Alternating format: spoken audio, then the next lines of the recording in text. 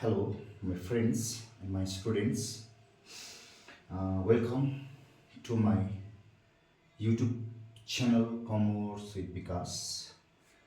Today we are going to discuss an important element of accounting, the expenditure. So, expenditure as well as its classification. Right? Expenditure के हो र त्यसको classification.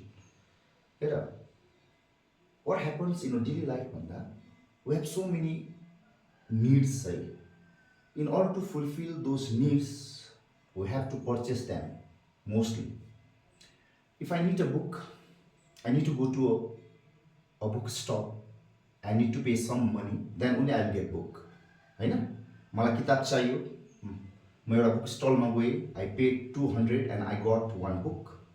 भनेपछि in order to get one book, I need to pay 200. That 200 is an expenditure. So whenever you have to pay something in order to obtain some benefit, that is an expenditure. So expenditure means any payment made for receiving any benefit. So कुनै पनि future benefit receive गर्दा तिमीले payment गर्नुपर्छ भने त्यसलाई expenditure भन्छ.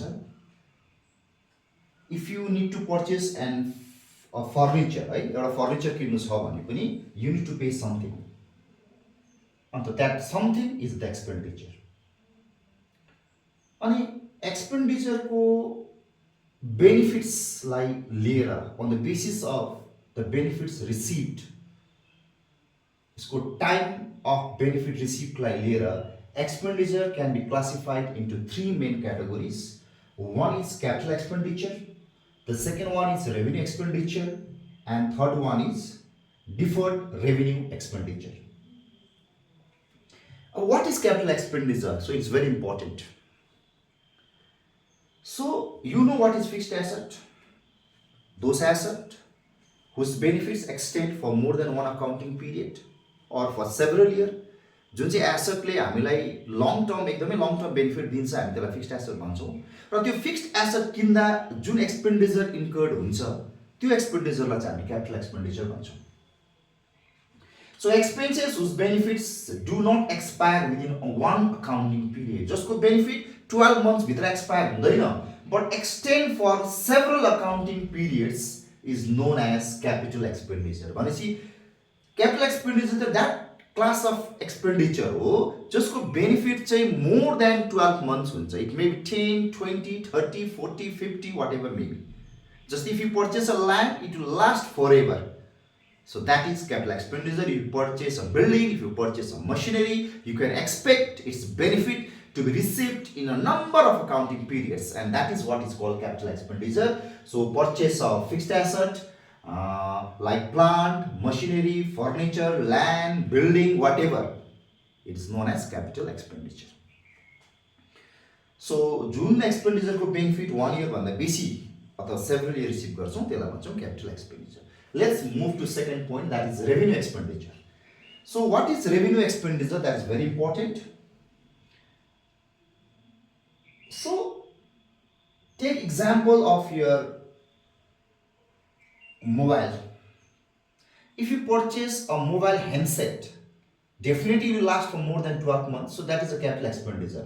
But every month you have to recharge, or you may recharge for 4 months, or you may recharge for 364 days, that is maximum 1 year, and that is revenue expenditure. When you see those expenditure which has to be incurred at regular interval of time, that is whose benefit will not last for more than 12 months. Just benefit 12 महिना भन्दा बेसी हुँदैन.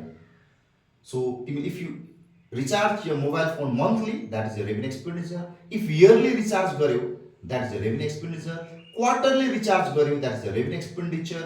6 month को बेसिसमा recharge गर्यो, that is also revenue expenditure. त्यसै कारणले गर्दा बिजनेसको day to day business activities maintain गर्नुको लागि you have to incur lots and lots of revenue expenditure. जस्तै बिजनेसमा काम गर्ने एम्प्लोइजको स्यालेरी रेगुलरली पे गर्नु पर्यो. कतिवटा केसेसमा फोर्टनाइटली पे गर्छ, कोही बेसिसमा डेली वेजेस पनि हुन्छ, अदरवाइज म्याक्सिमम मन्थली बेसिस हुन्छ, और कतिवटामा इयरली प्याकेज पनि हुन्छ as in the case of company. So that is a revenue expenditure.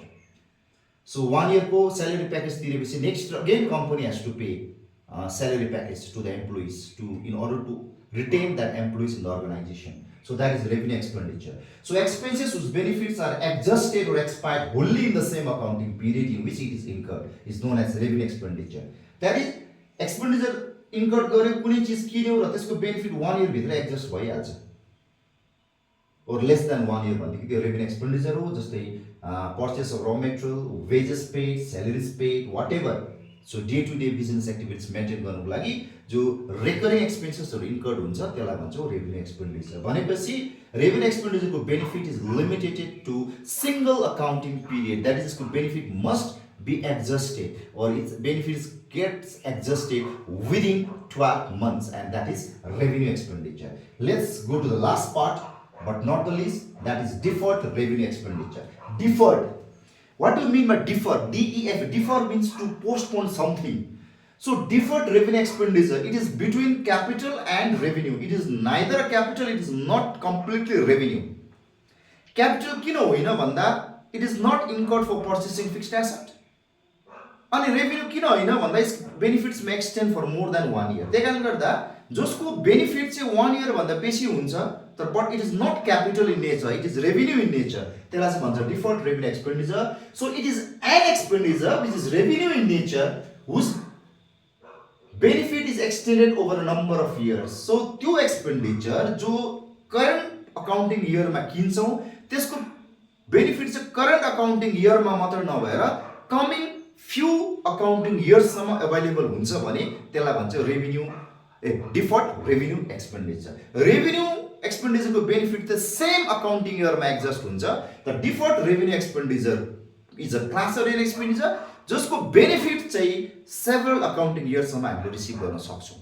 So expenses हामीले दिस इयर इन्कर्ड गर्छौँ तर त्यसको फ्युचर बेनिफिट हामी एक्सपेक्ट गर्न सक्छौँ. जस्तै कस्ट अफ एडभर्टिजमेन्ट, तिमीले 2024 मा एडभर्टिजमेन्ट गर्यौ भने त्यसको benefit you cannot say that यसको बेनिफिट 2024 मा मात्रै पाउँछ. It benefit may extend to 2024, 25, 26, 27 सम्म गर्न सकिन्छ.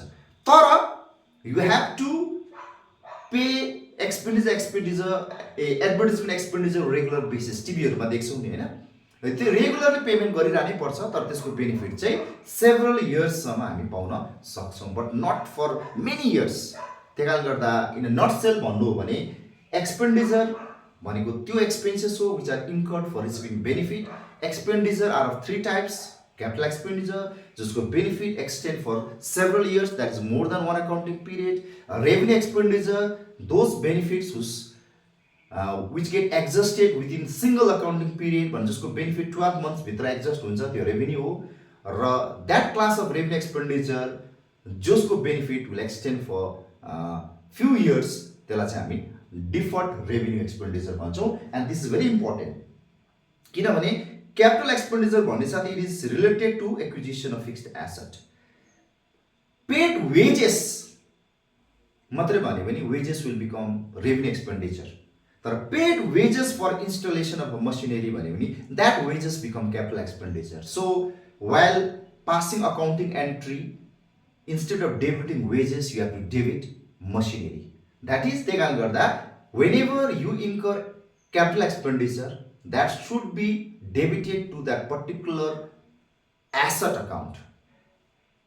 That is very important. त्यसै कारणले गर्दा कोही बेला due to failure of distinguishing between revenue expenditure and capital expenditure we made a mistake in accounting and त्यो मिस्टेक्सलाई हामी एरोर्स अफ प्रिन्सिपल भन्छौँ, बाक्नु पर्छौँ.